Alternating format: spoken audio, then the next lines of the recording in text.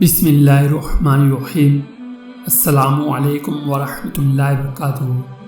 प्यारे नाज़रीन, आज हम सुनने वाले हैं सूरतुल बकरा की आयत नंबर 23 का तर्जुमा और तफसीर कुरान। तो आइए शुरू करते हैं।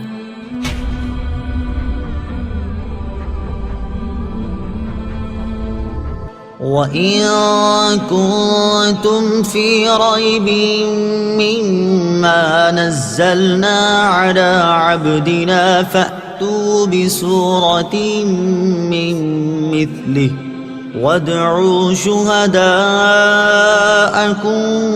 مِّن دُونِ اللَّهِ إِن كُنتُمْ صَادِقِينَ۔ ترجمہ: اور اگر تمہیں اس کتاب کے بارے میں کوئی شک ہو جو ہم نے اپنے خاص بندے پر نازل کی ہے تو تم اس جیسی ایک صورت بنا لاؤ اور اللہ کے علاوہ اپنے سب مددگاروں کو بلا لو اگر تم سچے ہو۔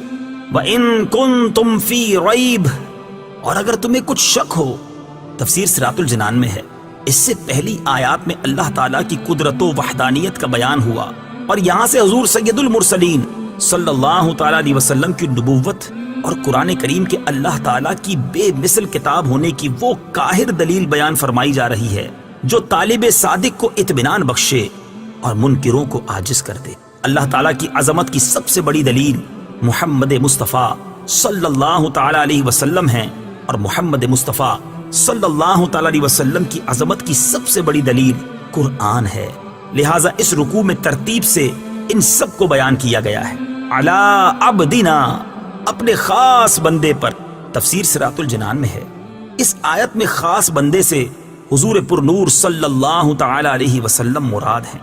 یہاں اس انداز تعبیر میں نبی رحمت صلی اللہ تعالی علیہ وسلم کی شان محبوبیت کی طرف بھی اشارہ ہے۔ اعلیٰ حضرت امام احمد رضا خان علیہ الرحمت الرحمان کیا خوب فرماتے ہیں: لیکن رضا نے ختم سخن اس پہ کر دیا، خالق کا بندہ خلق کا آقا کہوں تجھے۔ فَأْتُوا بِسُورَةٍ مِّن مِّثْلِهِ، تو تم اس جیسی ایک صورت بنا لاؤ۔ تفسیر صراط الجنان میں ہے۔ آیت کے اس حصے اور اس کے بعد والی آیت میں قرآن کے بے مثل ہونے پر دو ٹوک الفاظ میں ایک کھلی دلیل دی جا رہی ہے کہ اپنی فصاحت و بلاغت پر ناز کرنے والوں کو چیلنج ہے کہ اگر تم قرآن کو اللہ تعالیٰ کی کتاب نہیں بلکہ کسی انسان کی تصنیف سمجھتے ہو تو چونکہ تم بھی انسان ہو، لہٰذا اس جیسی ایک صورت بنا کر لے آؤ جو فصاحت و بلاغت، حسن ترتیب، غیب کی خبریں دینے اور دیگر امور میں قرآن پاک کی مثل ہو۔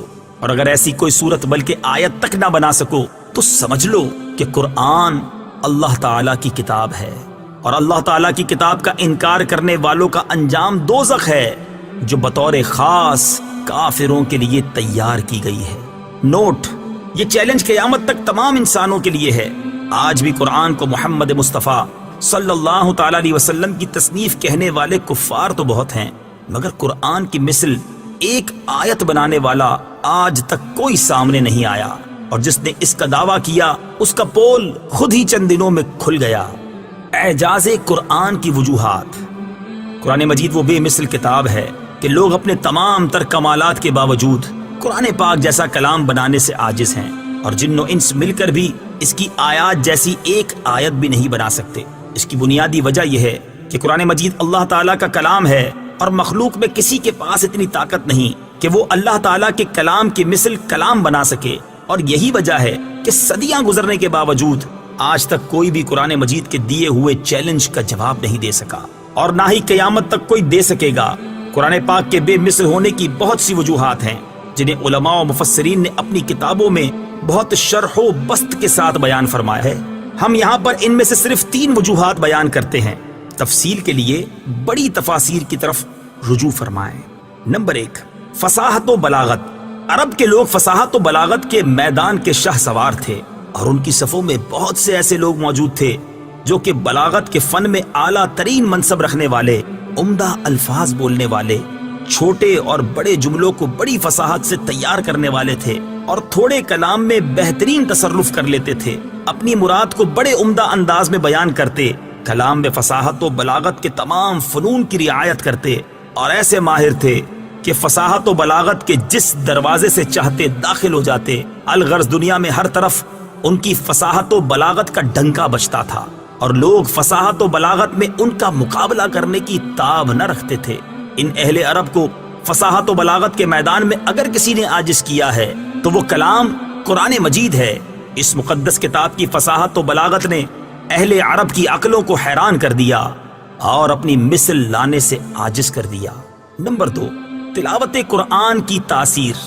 قرآن مجید کے بے مثل ہونے کی ایک دلیل یہ بھی ہے کہ اس سے پڑھنے اور سننے والا کبھی سیر نہیں ہوتا اور نہ ہی اس سے اکتاتا ہے، بلکہ وہ اس کی جتنی زیادہ تلاوت کرتا ہے اتنی زیادہ شیرینی اور لذت پاتا ہے، اور بار بار اس کی تلاوت کرنے سے اس کی محبت دل میں راسخ ہوتی جاتی ہے۔ اور اس کے علاوہ کوئی اور کلام اگرچہ وہ کتنی ہی خوبی والا اور کتنا ہی فصیح و بلیغ کیوں نہ ہو، اسے بار بار پڑھنے سے دل اکتا جاتا ہے، اور جب اسے دوبارہ پڑھا جائے تو طبیعت بیزار ہو جاتی ہے۔ قرآن مجید کی اس شان کے بارے میں حضرت حارث رضی اللہ تعالیٰ عنہ سے مروی ہے، ترمذی شریف کی حدیث ہے، حضرت علی المرتضیٰ کرم اللہ تعالیٰ وجہہ الکریم فرماتے ہیں، حضور اقدس صلی اللہ تعالیٰ علیہ وآلہ وسلم نے ارشاد فرمایا، قرآن وہ ہے جس کی برکت سے خواہشات بگڑتی نہیں، اور جس کے ساتھ دوسری زبانیں مل کر اسے مشتبہ و مشکوک نہیں بنا سکتی، جس سے علماء سیر نہیں ہوتے، جو زیادہ دہرانے سے پرانا نہیں پڑتا، اور جس کے عجائبات ختم نہیں ہوتے۔ نیز قرآن مجید کی آیات میں روب، قوت اور جلال ہے کہ جب کوئی ان کی تلاوت کرتا ہے یا انہیں کسی سے سنتا ہے تو اس کے دل پر ہیبت طاری ہو جاتی ہے، حتیٰ کہ جسے قرآن پاک کی آیات کے معنی سمجھ میں نہ آ رہے ہوں اور وہ آیات کی تفسیر بھی نہ جانتا ہو، اس پر بھی رکت طاری ہو جاتی ہے، جبکہ قرآن مجید کے علاوہ اور کسی کتاب میں یہ وصف نہیں پایا جاتا، اگرچہ وہ کیسے ہی انداز میں کیوں نہ لکھی گئی ہو۔ نمبر 3، غیب کی خبریں۔ قرآن پاک میں مستقبل کے متعلق جو خبریں دی گئیں وہ تمام کی تمام پوری ہوئیں۔ مثلا زمانہ نبوی میں رومیوں کے ایرانیوں پر غالب آنے کی خبر دی گئی اور وہ 100% پوری ہوئی۔ الحمدللہ، آج کے لیے بس اتنا ہی۔ اللہ تعالیٰ سے دعا ہے کہ جو کچھ بھی سنا اسے یاد رکھنے، اس پر عمل کرنے اور دوسروں تک پہنچانے کی سعادت نصیب کرے۔ آمین بجاہ نبی الامین صلی اللہ علیہ وسلم۔